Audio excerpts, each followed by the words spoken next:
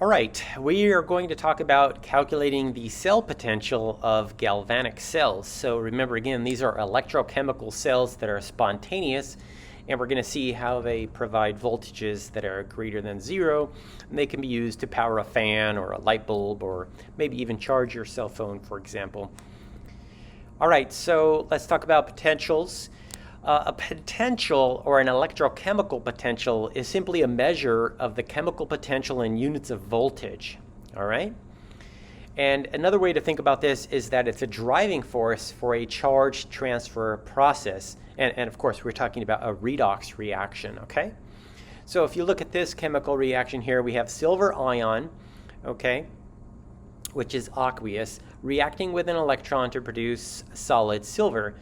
And the reduction potential here is equal to 0.7996 volts. Now, this is a spontaneous process, and you can think of it as being a ball on a hill, for example, and it's going to roll downhill and potentially release this amount of energy, electricity, let's call it, okay? Lithium ion can react with an electron to provide lithium metal. And the reduction potential here is negative 3.04 volts. This is a negative value, and this is not spontaneous. So if you want this reaction to go, the electrons need to come from an outlet, okay? So this is what happens when you charge your cell phone. You plug this into a wall, and the electrons from the power grid there are going to go into lithium ions in your lithium battery and transform that to lithium metal. So that's going to be like you putting a ball on the ground and then lifting it up, okay? So you're going to provide some amount of energy to increase that potential, okay? So in summary here, if E is greater than 0, the reaction is spontaneous. It happens all by itself. It's going to be like a AA battery, okay? You can hook that up to a light bulb, in a flashlight, turn it on, and it's going to work by itself. When E is less than 0, that is not spontaneous, and that's like charging a rechargeable battery, like your nickel metal hydride batteries or your cell phone, for example, okay? Now, Appendix L in the OpenStax chemistry textbooks gives you all of the reduction potentials. I'll also provide a little chart in my Canvas module as well, but this is where you want to go to find the electrochemical potentials. Now, this is only for reduction, and if you look at all of these reactions here, you can see the electrons are on the left, and this is very extensive. It goes on for quite a few pages, okay? I'll provide a link in the description of this video for your reference. Now, when we're talking about cell potentials, the cell potential, not the reduction potential, but the cell potential is for the overall redox reaction. Now remember, you have your anode and your cathode, the two half reactions, and the cell potential is going to be equal to the reduction potential minus the oxidation potential, okay? So E cell is the cell potential for the galvanic cell, and again, this is an electrochemical cell or a voltaic cell, right? E red there is the standard reduction potential, and that occurs at the cathode. We'll see this a couple times with some examples and on the summary at the end of the slide. You'll need to memorize this, okay? Reduction is gain of electrons. That happens at the cathode. The oxidation potential, or the standard oxidation potential, occurs at the anode. Okay, so how do we use all this information and keep track of it all? Let's do an example. So what is the E cell? That stands for standard cell potential for the galvanic cell pictured. I showed this cell potential, this galvanic cell in my other video previously. On the left, you can see copper, that brown colored thing, and copper ion, which is the bluish solution. And on the right, we have silver, which is that bar there, and we have silver ion in solution, okay? So the first thing you want to do is think about what is happening at the cathode. It's actually labeled here. The cathode is the beaker on the right. Ag plus 1 electron goes to silver solid. Now remember, that's where reduction occurs. Reduction is gain of electrons. okay? You go to the table here and you try to find something that matches, and I see Ag plus electron, arrow Ag. So the voltage there is 0.7996 V. Now if you see V, that doesn't mean volume. You're not plugging in liters or something like that. V just stands for volts or voltage, all right? Next, we think about the anode. Here it's labeled in the beaker or the diagram. We have copper solid going to produce copper ion plus 2 electrons. Remember that the anode is where oxidation occurs, and oxidation is loss of electrons. We have that phrase oil rig. Oxidation is loss of electrons.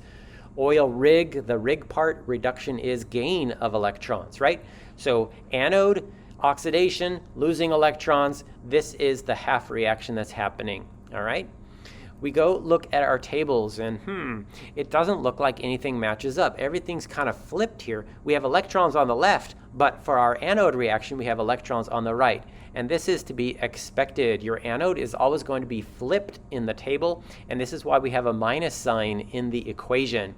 So the one that matches here is the copper 2 ion, okay? I've circled it. And that value here, I've also circled it, is positive 0.34 volts, all right? Once you've grabbed your 2 voltages off of the table, you want to now use the formula. The cell is equal to the reduction potential minus the oxidation potential. And here it's simple math, 0.7996 minus 0.34 volts. And I'm using the rules of significant figures to round my final answer to 2 decimal places. I have 0.46. Capital V, which stands for volts. Now here's where I want to mention that if E is greater than 0, or if it's a positive voltage, right, for the cell potential, the reaction is going to be spontaneous. So this will happen all by itself, meaning it will produce electricity. You could use that to power a fan, for example, on this very hot, humid day. Another example, here is number 21 from the OpenStax Chemistry 2nd edition chemistry textbook. All right. Calculate the standard cell potential for this reaction, and we have a balanced chemical reaction, and we want to say whether the reaction is spontaneous under standard state conditions. So first you want to figure out what is being reduced, okay? Reduction is gain of electrons. What is gaining electrons? Magnesium going to magnesium ion is losing electrons. So we have nickel 2 ion going to nickel. That's gaining 2 electrons. So you kind of have to figure it out here. That, therefore, is going to happen at the cathode. And we want to look in our tables, look around for nickel. There it is. I found it. There's only one in the table, and it's negative 0.257 volts. And you want to write that down. This is the reduction potential. Okay? Reduction is gain of electrons. Next, you want to figure out what is being oxidized. Magnesium is neutral. It's a solid. It's an element. It's an atom, right? It's neutral in the periodic table. And when it transforms to magnesium ion, it has a +2 charge. It's losing 2 electrons. So that's called oxidation, because oxidation is loss of electrons. So you hunt around for that reaction. There's a mistake here in the OpenStax Chemistry textbook. I just cannot control it, but that should be magnesium 2 plus. As the ion, +2 electrons going to magnesium. Once again, it looks flipped, but that's the closest match there. And the E for this is negative 2.372 volts. Why is it such a large value? Well, magnesium is rather electropositive. It's located on the very left of the periodic table. It's desperate to lose those 2 electrons to get an octet structure. We've learned about that in Chemistry 111, but anyways, that's why it's such a big number. It's a very reactive metal, okay? So it's even harder to get magnesium 2 ion to go to magnesium, all right? Anyway, that as an aside, now that we have these 2 individual voltages for the half reactions, we can use our wonderful formula here. The reduction potential minus the oxidation potential is going to give you the cell potential. And here I just wanted to emphasize that you're subtracting a negative 2.372 volts. So this is why you have a positive 2.115 volts at the end. All right? And the question asks you to say whether it's spontaneous or not. And since the final number we get is a positive number, we can say that it's spontaneous. This is going to happen. Okay? Once again, the driving force here is magnesium is going to form an octet structure, so that's why it kind of disturbs nickel and forces those 2 electrons on nickel. All right, here's the summary here. You need to memorize that the cathode is where reduction occurs, and that's going to be the reduction potential table, okay? So that's E red from the table. And then the anode is where oxidation occurs. That's losing electrons, okay? And that's E ox. We don't have a table of that, but you're going to find that in the reduction table flipped, okay? Flipped, that's the one that's flipped. And you're going to use this formula. You just subtract the 2 numbers, and you get your final cell potential. And that's going to happen only at standard state, 25 degrees Celsius, 1 atmosphere for the gases, and 1 molar for the ions. And that's it for the electrochemistry introduction here. Thanks for watching. Please consider subscribing to support my channel, and have a wonderful afternoon.